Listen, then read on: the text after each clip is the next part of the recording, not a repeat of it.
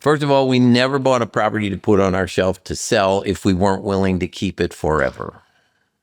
Because the minute you do that, you're going to get to keep it forever. Don't buy a property if you see 18 months, 24 months down the road, there's a problem. Because the other guy who's got enough money to buy that property, he's going to figure that out too. So that's going to be your problem in 18 or 24 months. So we always avoided all of those things. So then you get an offer and you'd say, I ought to get another 15 or 20 basis points for it. But let's turn it for a lot of reasons. It makes the bank happy. It's a profit, never sneered at profit. And you move forward and you buy another property. Turn the inventory. Tim, thanks for taking the time. You're a real estate legend here in St. Louis. You've done deals across 21 states.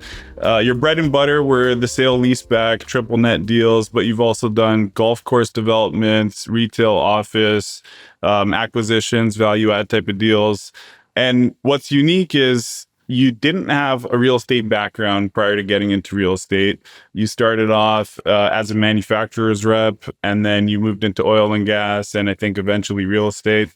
And you really figured it out as you went. But over the course of 40 years, you built a very, very successful company and quite a great honorable reputation. I believe you said it all started with caddying for a guy named Stanley Grossman. Stanley Grossman. I love Stanley Grossman. He was my mentor. I caddied for Stanley. When I graduated from St. Louis University, he offered me a job. I took it. It was very good to me. It was, you eat what you kill as a commission-based job. We were in the commercial furnishings and food service equipment. So I stayed with Stanley until I was 33 when I got engaged to Marilyn. And then we ventured out to try and do some oil and gas that I realized before we drilled the first hole after we acquired some leases that it was just too dicey, too risky to come up with a dry hole. And from that point, I just stood back and said, where to go next? And I think that real estate is the most quantitative investment that an outsider can look at and quantify and move forward in. And that's how I got in the real estate business. So before you met Stanley, can you give some background on kind of how you grew up, where you grew up, and if you had any experience at all or were exposed to real estate or entrepreneurship at all growing up? The answer to the question is no, but I grew up in Webster Groves. My dad was a treasurer for a company called Johnson Stephen Shinkle Shoe Company. The interesting thing is my grandparents were all four of them were immigrants. Really all of them. I was the fourth of four in our family. We're all gone. So my dad had three brothers. And when you got to graduate from 8th grade, you went to work. You brought your paycheck home to the family. So my dad and mom met when they were 15, started dating when they were 16, got married when they were 21. By the time they were 30, they had 3 of their 4 kids. Dad worked multiple jobs the whole time, got a degree from Harris Stowe College at night and a CPA, and then he went to work for John Stephen Shinkle Shoe Company, where he worked his entire life. He was my best friend, and he died when I was a freshman in college from a heart attack. Sorry to hear that. Yeah, tough time, but he was great. And was the timing of his passing and you meeting Stanley pretty close in terms of did you really take a liking to Stanley and view him as a mentor, maybe in part because of that? No, my parents joined Forest Hills Country Club really for me when I was 16 years old. My dad had played most of his golf at a place called Crystal Lake, which is gone now. But then that is when 16, 17 is when I started caddying for Stanley, and my dad and Stanley became good friends. Got it. Yeah.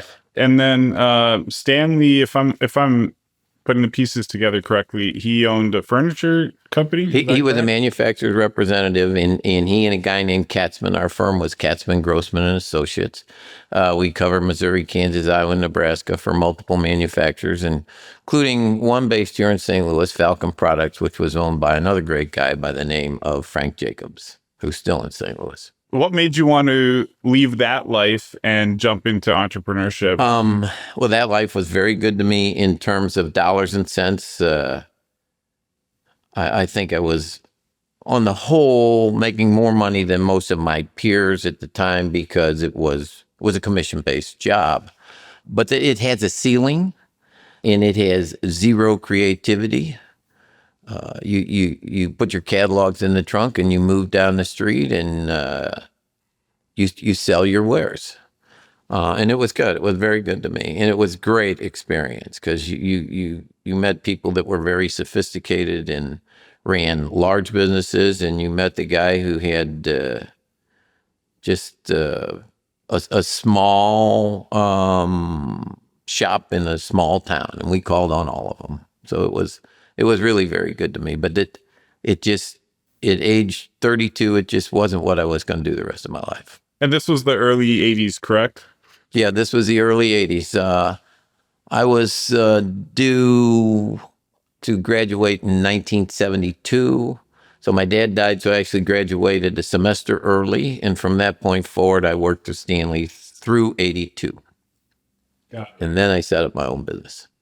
And the first business was in oil and gas, correct? It was. And can you give some, because like that's quite the jump. So can you give some maybe some context on how that happened, and then what made you want to jump into oil and gas? That happened just like the real estate, by accident. There were, early on in my career, which I never had any thought, I caddied, I played golf at St. Louis U. I had a scholarship at St. Louis U to play golf. And then I joined Bellerive Country Club, and with that I joined the Racket Club. So you meet a lot of people that are doing a lot of entrepreneurial things. And a guy named Denny McDaniels and some other guys I knew were drilling wells in southern Illinois with water rigs, 8 to 1,200 feet, and the oil was spewing. And I thought, whoa, I'm going to do that.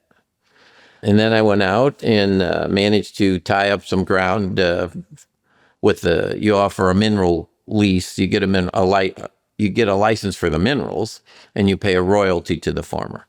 So we had enough ground to do it, and I was going to invest all the money I'd saved and some money that I'd raised, and I just couldn't stand the thought of drilling a dry hole. So from that, we sold the leases, and I stood back and looked around and said, "What's next?" And real estate was next.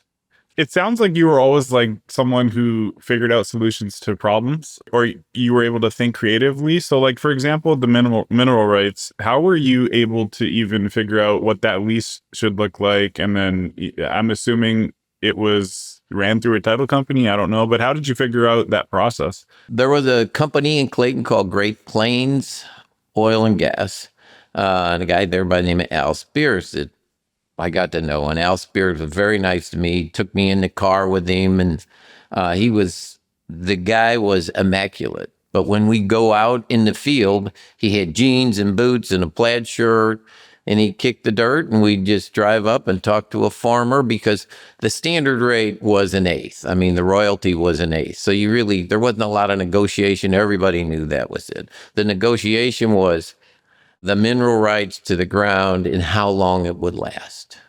That was the driver of the negotiation. But that was all thanks to Al Spears. Got it. So you were friends with the right people, or able to find the right people and spend time with them. I was. Similar to you and I'm able to to spend some time with you and learn a lot, and I do appreciate it. So the real estate piece, can we talk about the first real estate deal? Because up until this point, the only real estate deals you had done were your own primary residences, correct? They were. And really I mentioned Frank Jacobs. Through Frank Jacobs, I got to know a man by the name of Lee Kling. Mr. Kling was a wonderful guy. He made a lot of money in the insurance business with the Solomon family. Sonny Solomon, they originally owned the Blues. They brought the Blues to St. Louis. But anyway, Mr. Kling, in 1982, the federal government changed the net worth requirement for banks. It had to be 6%. Mr. Kling owned a bank called Landmark Bank, and most of the community banks in America had a net worth of about 3%. So the owners of those smaller community banks had a choice. They either had to sell shares, which would dilute their ownership to raise the additional 3%, or they all owned all their own branches in those days, or they had to do leasebacks on their branches. And that's what Mr. Kling did. In the first building I bought was 11456 Olive Street. It was a 2-story branch bank for Landmark Bank, and it had a 2-story atrium when you walked in. And so the plan was to buy that building, fill in the atrium, and at that point we leased half the building to Landmark and the other half was vacant space. And that was my entree into the business. We filled that in, made a 9,000 foot building into a 12,000 foot building, and that's when the learning started. Tenants wanted the dedicated circuits. I didn't know what they were. You had life safety issues, how wide the halls had to be, how many exits you had to have, all things that I knew nothing about at the time. But it all worked out. The building worked great. At the time, I know family is important to you. So were you married with kids at that time? I was engaged, which was another thing. Marilyn and I had dated for several years, two and a half at that point. And I'm a very premeditated guy. So it was like, I told her, I said, Marilyn, I'm going to start this business. And you're not going to be married to a guy who has, quote unquote, no job. And about 30 or 45 days later, I thought, I want to spend the rest of my life with this woman. She didn't care whether I have a job or not. And so we got engaged and then we got married. Before I completed any deal, we got married. So married, but no kids. Married, no kids. And the reason why I asked that is because you were obviously taking a big risk, betting on yourself, but also on that first real estate deal, not having experience. Do you think you would have taken that risk if you had kids? Oh, that is a great question. I don't know. But the first deal got signed in November. Actually, while we were on our honeymoon, the deal fell apart. It was like, this is not really happening. But it did. I got back and got it put together and closed it the 21st of December. We were married November 12th. And it was a nice payday. And, we're not very, we were married, married November. And the following February, so 14 months, whatever, Mackenzie came along. But I don't know if I'd have been married with kids because the rep business was good to me. I never really thought about that before. Sure, and it's tough to answer. It might have been a very different decision. Sure. So going back to the bank sale-leasebacks, you did over a dozen of those, I think, in a pretty short period of time. We did them for mostly Landmark and Alvin Siteman. And so Mark Twain Banks, Landmark and Mark Twain Banks. We did a bunch of those. And that sparked other real estate ideas for you, is that correct? Like in terms of... Yeah, well, that just gave me more knowledge. I mean, the first building I bought, which I'll call a leaseback, was a half a leaseback, so to speak. But, the second floor had a cafeteria or a lunchroom, I should say. And somehow I managed to lease the lunchroom to both tenants. And so, when I didn't know about the life safety features, somehow I managed to get enough rent from 2 tenants on the same space. And it worked out. But after that, they were all pure leasebacks. And then I started in St. Louis. We would do anything. We looked for value add. Outside of St. Louis, never owned anything that was not a triple net lease. And what was the thought process there? Why were you not looking for value add stuff outside of St. Louis? Because if you don't know the local market, you can just get killed. I mean, you don't know the vendors. It's just too hard if you don't have local knowledge to start doing anything with much risk to it. So we were very risk averse. Got it. And I agree with you. I think it's hard to go into new markets. Even today with a lot more access to, data and stuff like that, I still think it's very hard. And you don't have the relationships. You don't have the vendors. You don't have the service. You're the new guy in town. So you're last. So let's focus on the triple net stuff or the sale leasebacks, because most people listening or watching, I think they'll understand. But from your perspective, or can you just walk through what exactly that type of deal is, and then how you as a company or as an entrepreneur, you were viewing those types of deals and where you were adding your value to be able to generate wealth or create or cash flow? Corporate leasebacks, or never to be said publicly, but we'll say it publicly, are just another form of finance. Okay, it's off balance sheet finance. It doesn't affect anybody's balance sheets, although the laws have changed just in the last 2 years, how you have to put those statements, how you have to record a sale leaseback. But in the day, they were totally off balance sheet financing, and that's really what it was all about. They didn't want to add more debt to their balance sheets, public companies or private companies. We did some public companies, but mostly we did credit-worthy private companies. So our expertise was twofold. It was being able to analyze the real estate and being able to analyze the credit of that tenant. How were you able to do that? I know you mentioned you had a small team, I think around 6 people. So what were the steps you were taking, or how were you ensuring your team was following the right steps to ensure you're buying the right real estate and the right credit? We had 5 separate underwriting techniques to look at credit. So we looked at all of those and then we rated them. And as you go through all of them, the driver was you would get NAIC or SIPC, you could find the rating of all the public companies in the same arena as the private company whose real estate you were going to buy and lease back to them.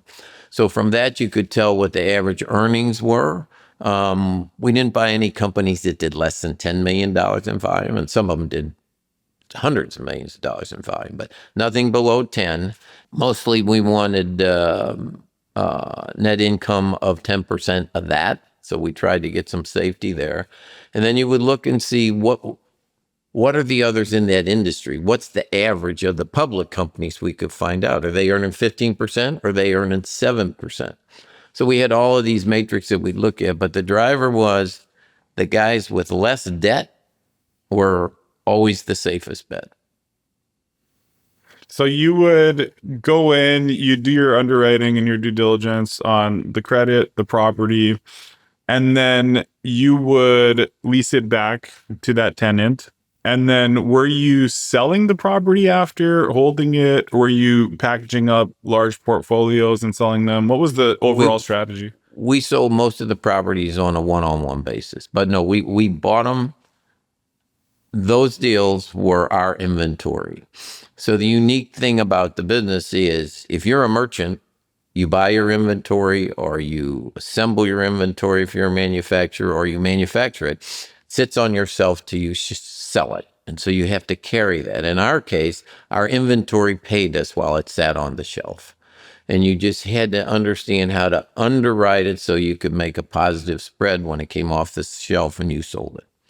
And that's what we did. And when we would buy them, we would go to the tenants we underwrote and we'd look at their industry and we'd explain to them why their yield or their cap rate we were paying was not what they see on the public companies, because they weren't as big, they weren't this, and they weren't that. And when we would go to sell them, we would take exactly the opposite tact and say, this is what the industry sells for. And that's how we created a spread, and that's what we did. I've never heard anyone talk about real estate like in terms of inventory and inventory paying you while you're sitting on it. That's a very unique perspective, and I like that a lot. It makes a lot of sense. Well, and it allows you to set up. We had, when Net Lease Holding got started, probably 8 years in, then we went to the banks and we had lines of credit that went from $20 to $40 million. And we would draw down from those lines to buy the property because the banks understood the term of the lease. We'd underwrite the credit and we'd explain the credit to them, because our mantra was always, if you can do somebody else's job for them, do it. So we tried to understand exactly how the lender would underwrite the credit, and we would underwrite it like that for them and show it and put it in front of them when we were pulling down from the line of credit to acquire a property. You've seen a lot of, I guess you can call them like phases of lending from banks, like whether they're being more conservative, a little more aggressive. You've seen high interest rates, low interest rates. Would you say in all environments, it's beneficial for borrowers to make the bank's job as easy as possible? Because it looks like you were essentially presenting the deal with a bow on it and saying, this is every single thing you're going to need to present it to your loan committee. Absolutely. It's true in everything. If you can do somebody else's job for them, they move forward faster and easier. And it's always what we've done. And when it's on your shelf, almost never sneer at a profit and always sell too soon. Can you expand on that? Sure. First of all, we never bought a property to put on our shelf to sell if we weren't willing to keep it forever. Because the minute you do that, you're going to get to keep it forever. Don't buy a property if you see 18 months, 24 months down the road, there's a problem. Because the other guy who's got enough money to buy that property, he's going to figure that out too. So that's going to be your problem in 18 or 24 months. So we always avoided all of those things. So then you get an offer and you'd say, I ought to get another 15 or 20 basis points for it. But let's turn it for a lot of reasons. It makes the bank happy. It's a profit. Never sneer at a profit. And you move forward and you buy another property. Turn the inventory. So keeping the momentum going and building and building and that snowball effect of your capital. Yeah. So going back to the banks, you've seen again, high rate environments, low rate environments. How did different environments and also recessionary periods impact your business? I think the biggest difference we're seeing today in the last year and a half or so, there's a lot of guys. So when I started my business in 1982, we watched interest rates go to 21%. Okay. And so when you bought a property, when I bought my first properties, there was a negative arbitrage to that. The yield was less than we could borrow money from. And so from 1983, 84 until a year and a half ago, guys were buying properties always with a positive arbitrage. So I think that you have to be aware of what happens when there's a negative arbitrage, because you're always going to get to reinvest in your real estate if you're going to keep it. So that's the biggest difference, I think, that I saw early, that guys that have been in the business 20 years have never seen it till now. It's a whole different underwriting scheme. Are you able to expand on that? Because I think that'd be very helpful. I think, myself included, there's a lot of people that haven't really had to navigate through the environment we're in today. Yeah, well, back when we would buy a property, a net lease property, something out of St. Louis, for instance, we would look at it, and if the yield was 7, we're borrowing money at 5, and my yield is 8.5 or 9. And that's a good thing. And now if you take it and you turn it around the other way, my yield is 7. Now what's going in my pocket is 5, because I can borrow the money at 7.25, but by the time I put it on an amortization schedule, that's 8.5, 9, some number like that. So now I'm not driving 7, I'm driving 5. And if you get to a point where you have to reinvest in the property, you have to recapitalize it, if you lose a tenant, that grows, and that gives you less ability to look to a lender for any kind of assistance. Got it. You mentioned losing a tenant. Did you have any scenarios where you had a property or an acquisition not go your way in terms of, maybe the tenant moved out or maybe they stopped paying, something along those lines? We had those more in St. Louis, where we would buy multi-tenant buildings and things at value add, where you're taking the risk. But in single tenant net lease buildings, I had a major bankruptcy in 2000, which was a nightmare. Ended up fine. But then since COVID, we've been through a couple bankruptcies and a receivership that are just a nightmare. The legal fees are a nightmare. Getting rid of the tenants a nightmare. And interesting, bankruptcies, you have some rights. And when the tenant moved to a receivership, was put in a receivership, I thought, well, this will be better, but it's worse. Under bankruptcy, once you go to the courts, they have to pay the rent or get out of the building. They can't say to you, well, I'm only going to pay, if the rate's $6 for an industrial building or $5, they can't say I'm going to pay $3. They either pay the rate on the lease or they have to get out. In a receivership, that they don't have any obligation to do anything. You sit there and you say, wait a minute, I'm entitled to my administrative fee, which is the lease. You get nothing. So anyway, since then, there have been they're a nightmare. You just have to watch out. They're costly. And in those scenarios, are you hoping to move someone else in and then sell, or have you ever sold a building that was vacant? The receivership I was able to sell, which is a building I bought in 2020. Nice property. We got clobbered for about 6 or 7 months rent and sold it with netted 95% of what I paid for it. And so that's a victory in that kind of situation. Absolute That's victory. not a bad worst case scenario. No, that is a victory. The other two, the bankruptcies, were not as good. Sure. In your 45-year run, was there like a period of time, like whether it's 2, 3, 4, 5 years, where things were really just clicking? Maybe the economy or rates or something was helping you, and you guys were growing like crazy. Oh yeah, I mean, we almost got too conservative because the opportunities were so good, and as the interest rates click down, we're making money every day, because when we're going to sell those properties, those cap rates are expanding or shrinking for us, which expands the dollars we're going to bring in. Yeah, so we had a very nice run with it, really a 10-year great run with line of credit, interest rates going down. I mean, we had a very unique format.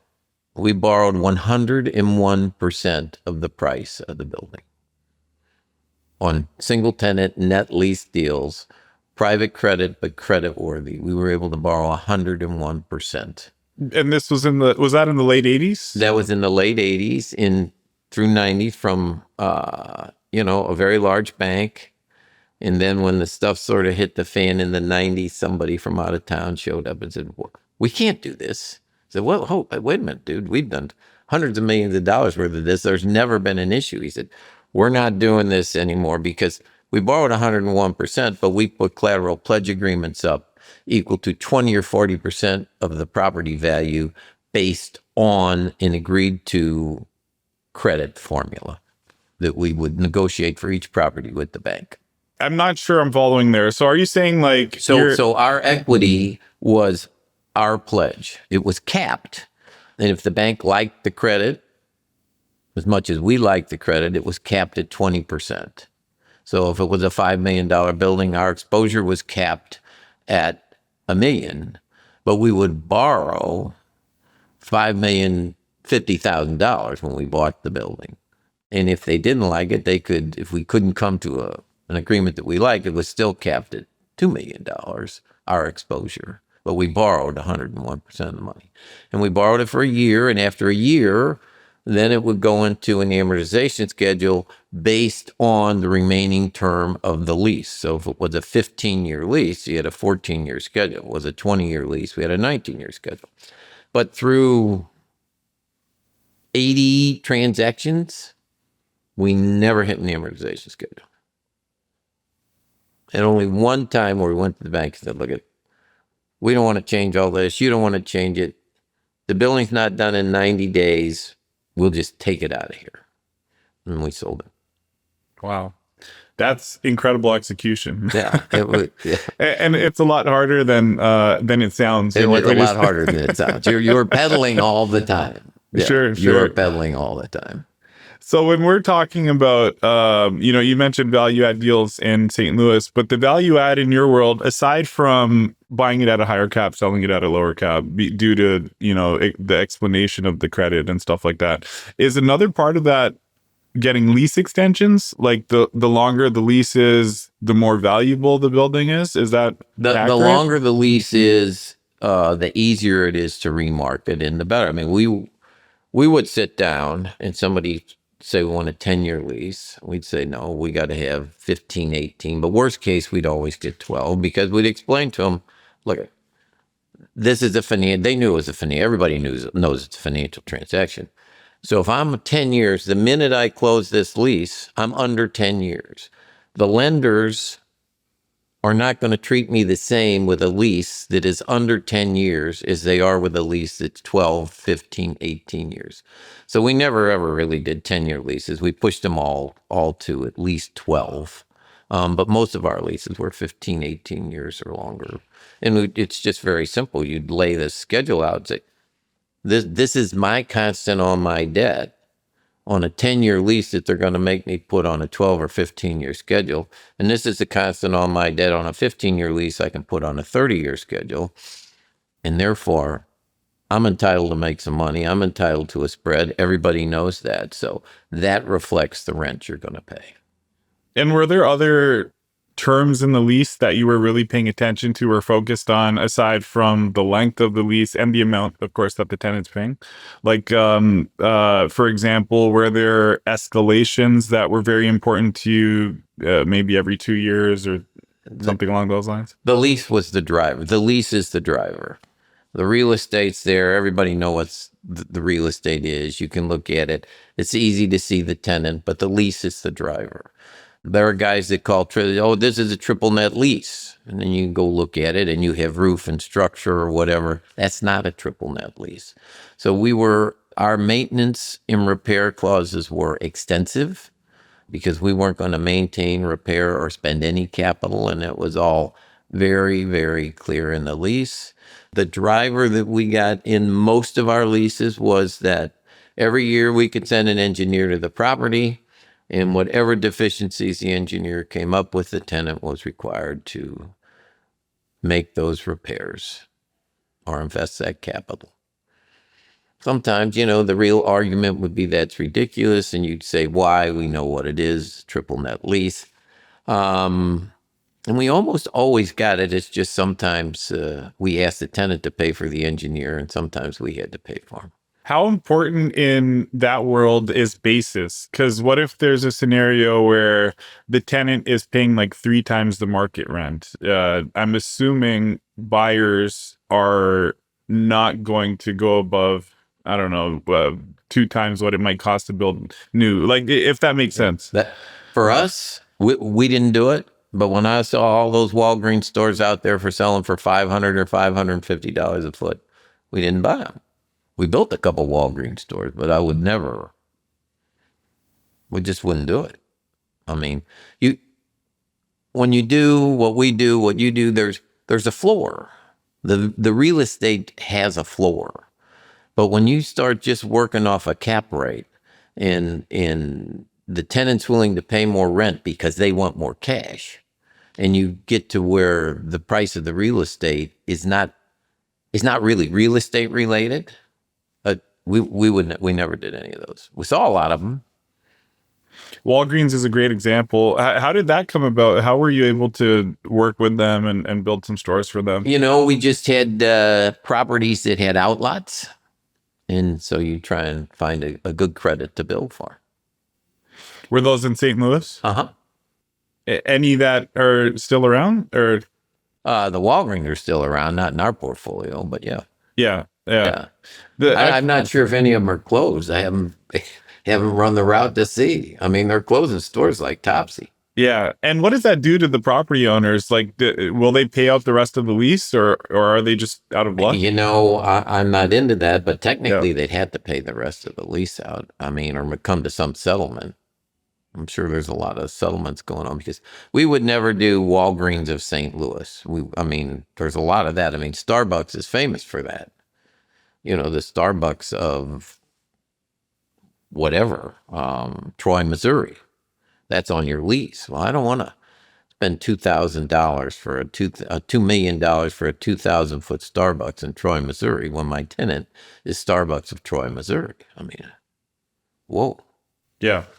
Makes sense. Yeah. I do want to talk about the golf courses, but before we do that, are there any real estate deals you did in your career? It doesn't have to be triple net stuff. that really stood out to you as either being really fun or were just super successful home runs and you weren't expecting them to be? Because I think you mentioned to me maybe a month ago or something that the home runs are always the ones that you don't expect to be home Yeah. runs. Well, in our case, because we would follow private equity and close with private equity at times during our career. And when a building's getting sold, a business is getting sold. We've done a sale lease back with a family. They know they're going to sell the building. The private equity firm comes in and buys the business and doesn't really need the building. Then they're going to pay you a premium to get out of that lease. And then when you relet the building, and that you get a home run by accident, and that's the way it happens most of the time. I mean, we bought the Locust building downtown, which is 14-story, 356,000 square foot building, 11th and Locust, 256 car parking, had the best parking ratio downtown at 46% occupied, and the seller had to sell it, and so we went in and bought it for $10 a foot. And then we put a lot of money in it. We had a line of credit with the bank so that if T.U.T Properties was going to come in and lease 10,000 feet from us, if it was a 5-year lease, your tenant finished, we could borrow that, but it all had to amortize over the 5 years of your lease. And we filled that building, 96%. What year was that? We bought it in 88, and we ended up downtown with other downtown real estate. And so I was a tax commissioner in the city. I chaired downtown, the building corp. I was involved in all the downtown organizations. So, but in '08, it was just time to leave downtown. The city can't get out of its own way, unfortunately. Maybe Kara Spencer will fix that. I hope so. But yeah, we took that building and just kept leasing it because I developed a formula that I think if you go into a market and you look at the A-rated space, if you have a B or a B minus building, which we had a B minus building, you need to be half of that rate. If you're not more than half of that, if you can't be half that rate, you've got no chance. And that's what we did. And we went out with the rate and bought tenants. That's interesting. We always we're in B apartments. We always try to be well below A, but I've never really put like a formula to it of, we want to be 50% of A or 60%, whatever the case is. Well, and different markets are different. Sure. Downtown St. Louis, that was the market at the time. What are your thoughts on downtown? Like for me as an outsider, originally not from St. Louis, when I first came here, I saw a ton of potential. And I still see a ton of potential, but I've become a little more pessimistic the longer I've been here. And I can't think of any other city in the world where you can buy downtown real estate as cheap as you can in St. Louis. So do you think we're going to turn a corner soon, or what are your thoughts on the future of downtown and the viability of downtown? Well, we have public capital for the most part being spent downtown. You had the Millennium Hotel that Cordish just walked away from. So downtown can be great. I mean, I was involved downtown. I was in all kinds of organizations. But until you get the guns, until you make it safe, nobody's going downtown. You're not going downtown. I'm not going downtown. People are scared to go to the ballpark.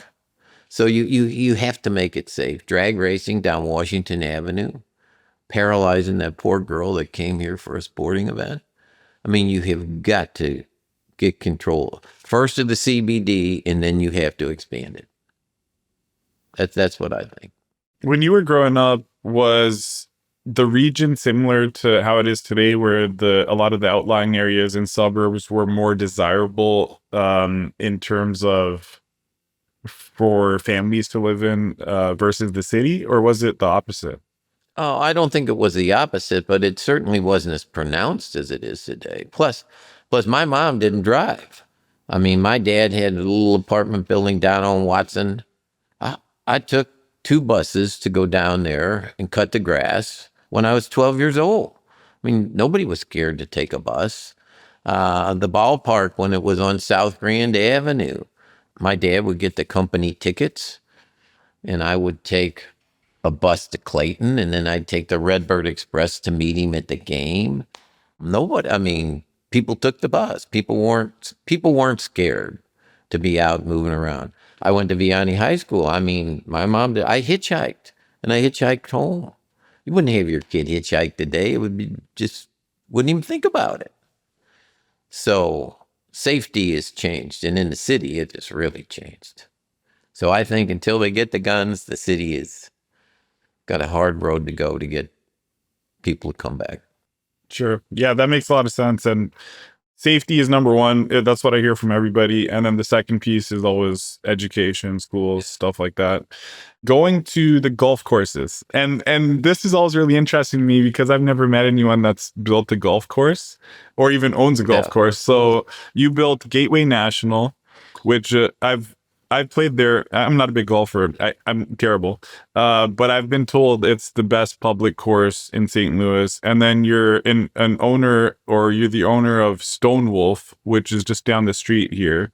How did the golf course stuff come about? I've also been told by Ron Verrilli that you're an incredible golfer. So is that how you got interested in some of these golf course deals, or how did that work? Well, golf has been part of my life, my whole life. I used to pull my dad's cart, and then I caddied for Stanley, and then so I played golf, and then, got a golf scholarship at St. Louis University, so that was all good. And then the stockyards, the St. Louis Stockyards company was the third largest stockyard company in America. These people are incredibly wealthy through the late 1800s and into the 1900s, and they owned this property, and they wanted to do an industrial development there, and they paid actually Paragon, Lewis Levy, and some guys to do a study, and then they asked me to review the study, and I said the study's exactly right, except for you have one issue here, that all the property around you has been incentivized to be developed, and you have no incentives. So you either need to go to Illinois and get those incentives or do something else with it. They were not successful with that, so they came back and said, "What do you think?" I said, "Well, I think you got a great land bank. If you just build a golf course." In St. Louis at the time, public golf in St. Louis was in the low 20% nationally on a per capita basis. You mean in terms of like The holes available to play for the public. Okay. Yeah, so they liked that. So then they said to me, would I do it? And I thought, oh, never done that, but it certainly tweaked my interest.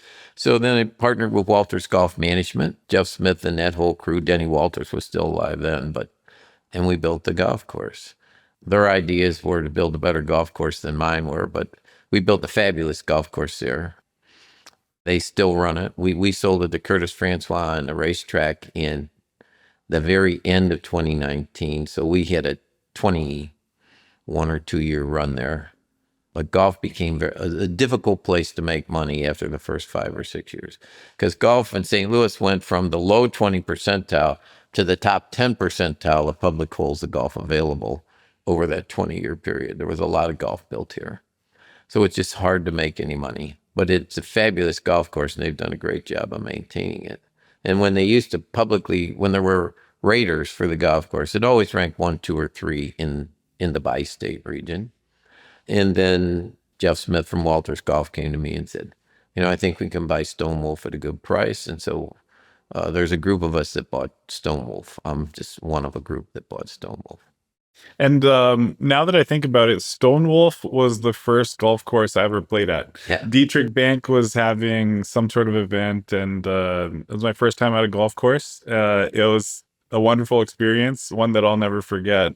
So you've contributed to like a lot of people's lives with the golf courses in terms of like, there's a lot of memorable moments that happen on a golf course. And I think a lot of people keep, the courses they like to play at pretty near and dear for them. You being such an avid golfer, do you have a favorite course, whether it's nationally or in St. Louis?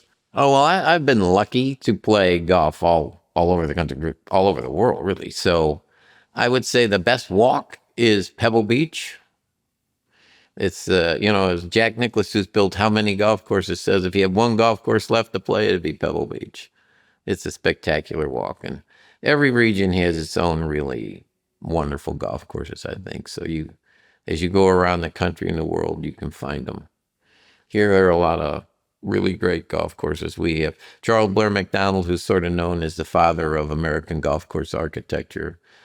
He built the St. Louis Country Club, and then you've got Robert Trent Jones, who was the architect for Belle Reve and Old Warson, and I can't think of the golf course, the architect for Westwood, but he's a well-known old-time golf course. There's a lot of wonderful golf courses here, and a guy named Gary Kern built a lot of really nice golf course, who's a local golf course architect who's done some really wonderful work. So it's a great walk.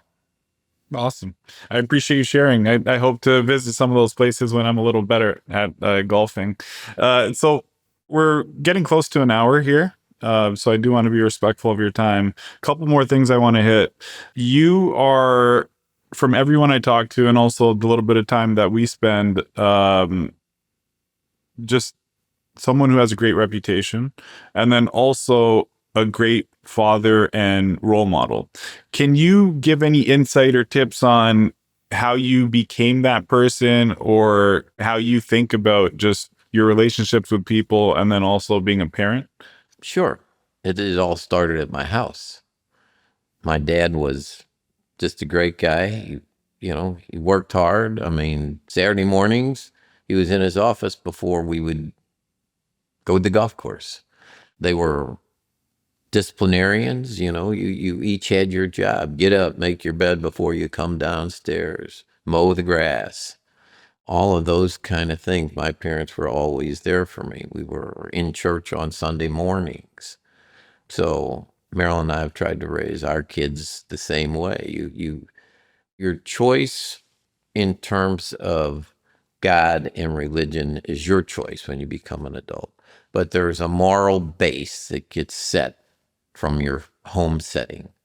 I got that from my parents. Marilyn got it from her parents. And we're happy to say our kids have it from us. And I think that just spreads into your work life.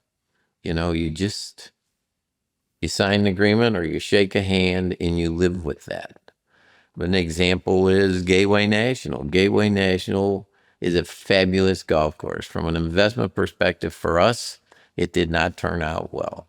There's a 10-year lease now with Curtis that is working well for Walters Golf Management. I had an opportunity to stay in that with Jeff, and you could see from the beginning it was going to work well the way Curtis had the thing put together. And I said, Jeffrey, I can't be here when other people I know did not do well on this golf course. I'm not going to start sticking money in my jeans. So, you do what's right, not complicated. That's very interesting. I would have thought that, given the popularity of that course, Gateway National, that it would have been one that did very well financially for the owners. And that kind of reminds me of a couple of new development type of stuff I've been looking at. Stuff that you would think is doing very well isn't always doing well on the back end when it comes to real estate. And the stuff that your average person maybe driving by a property isn't paying attention to tends to do very well, like the Class B stuff. That's maybe not as shiny or as fancy. Did you ever feel like when you were doing your real estate deals that you should, or you felt or wanted to do deals that were maybe a little cooler, if we can put it that way? No, I'm going to back up to the golf course for a minute. Yep. As I told you, we went from the low 20% to where we ended up. So what happens with that is as you stay full, Gateway always was a great experience for the golfer, and it got better in terms of dollar and cents relationship. We started way back in the late 90s at $65. It'd say 2015, to be competitive and keep the doors open, everything going, our average rate was $36. Today, some of the rates are over $100.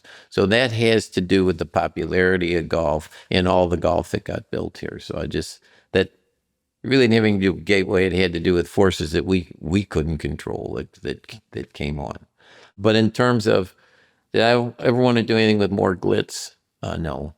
I mean, what we try to do is we go to the far end of the property, like a Walgreens or some of the. We look at the real estate. What's the real estate going to be worth when the lease term is over? We're going to assume that we did the right underwriting and the tenant is going to pay us through the whatever the lease term is. What's that value? And then we back into where we are today.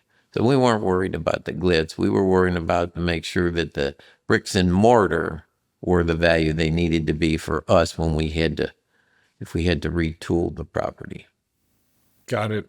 I appreciate you sharing that. So I end every show with what I call a hole in one. Yeah. Which is ironic because I'm not a good golfer. But the hole in one is the greatest piece of advice that you could share with anyone listening or watching that they can implement in their business or personal life. So kind of like, something to leave the audience with.